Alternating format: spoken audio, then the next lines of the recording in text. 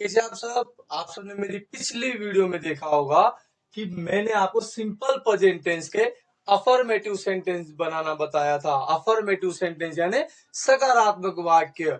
Negative sentence मैंने आपको बनाना बताया था। नेगेटिव सेंटेंस यानी नकारात्मक वाक्य जिनमें नॉट का यूज होता है। तो चलिए आज की वीडियो हम देखने वाले हैं सिंपल प्रेजेंट टेंस में इंट्रोगेटिव सेंटेंस कैसे बनाते हैं। चलिए शुरू करते हैं आज की वीडियो।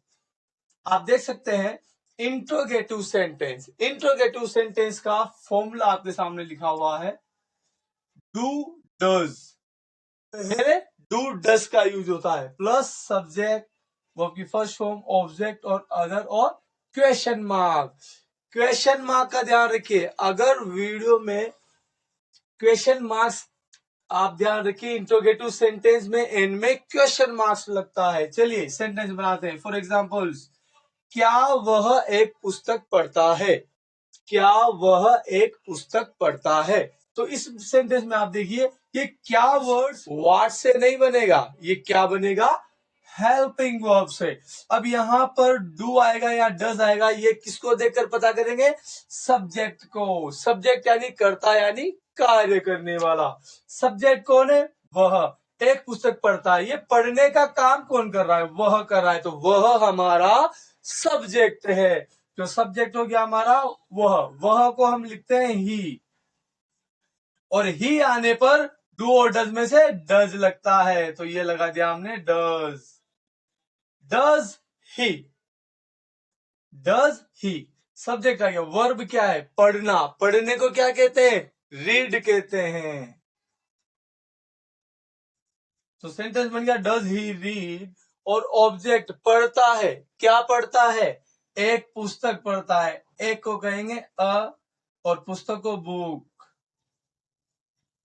और एंड में ऑब्जेक्ट के बाद में क्वेश्चन मार्क, तो ये क्वेश्चन मार्क लग जाएगा। Does he read a book? क्या वह एक पुस्तक पढ़ता है?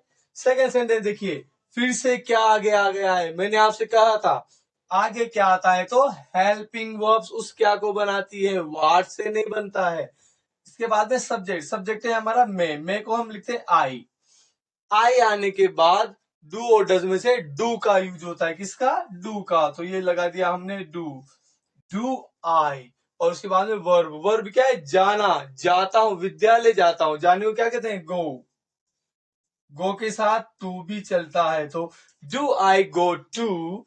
और उसके बाद वर्ब के बाद ऑब्जेक्ट। जाता है, कहां जाता है? विद्यालय। विद्यालय को क्या कहेंगे? स्कूल। स्कूल जाता है, लेकिन रोज। अदर में क्या है? रोज। रोज को आप क्या लिख सकते हैं? एवरीडे। अब कुछ स्टूडेंट सोच रहे हैं कि क्या हम रोज को डेली लिख सकते हैं? हाँ बेशक, आप डेली भी लिख सकते हैं। मैंने यहाँ एवरीडे का यूज कर दिया है। Do I go to school everyday, और पीछे क्या है? Question mark. क्वेश्चन मार्क मत भूलिए, एग्जाम्स में, टेस्ट में अगर आपको टेंस के ऐसे सेंटेंस आते हैं तो उसमें छोटी छोटी गलती आपके नंबर काट देती हैं, तो प्लीज इनका ध्यान रखना चाहिए। आगे देखिए, फिर से क्या वाला सेंटेंस, क्या मधु भोजन बनाती है? क्या मधु भोजन बनाती है? सब्जेक्ट क्या है? मधु। मधु हो गया हमारा सब्जेक्ट। और मैंने कहा था आपसे कि नेम आने पर डज का यूज होता है, तो ये लीजिए डज हमने आगे लगा दिया है। डज मधु आपका सेंटेंस बन रहा है। फिर से वर्ब। वर्ब क्या है? बनाना। जब भी भोजन बनाने की बात आती है तो आपके दिमाग में बनाते क्या शब्द आया? Mac, mad? नहीं। जब भी भोजन बनाने की बात आती है तो आपको वहां पर कुक का यूज करना है। तो does Madhu cook? CWK cook. वो आगे आपके कुक। ऑब्जेक्ट बनाती है। क्या बनाती है? भोजन। भोजन को क्या कहेंगे? जल्दी जल्दी बताइए। फूड कहेंगे।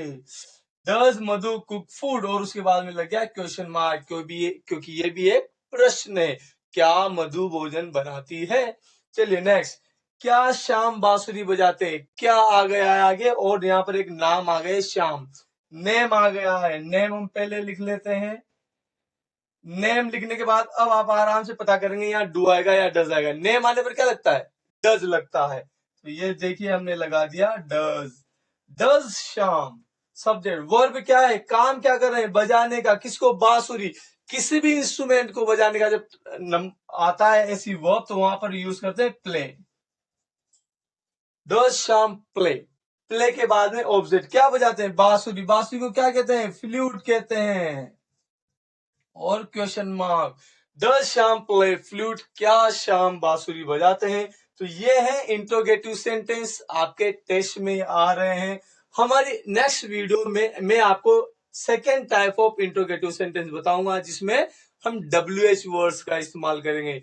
कहां पर WH वर्ड्स आते हैं, कैसे उन सेंटेंस को बनाते हैं, ये सब सीखने के लिए बने रहिए हमारे YouTube channel master stroke win पर। आपके लिए सिंपल तरीके से टेंस को एक्सप्लेन करने का काम हम करते हैं। ऐसे ही वीडियो को लाइक करिए और सब्सक्राइब करिए master stroke win channel. Thank you.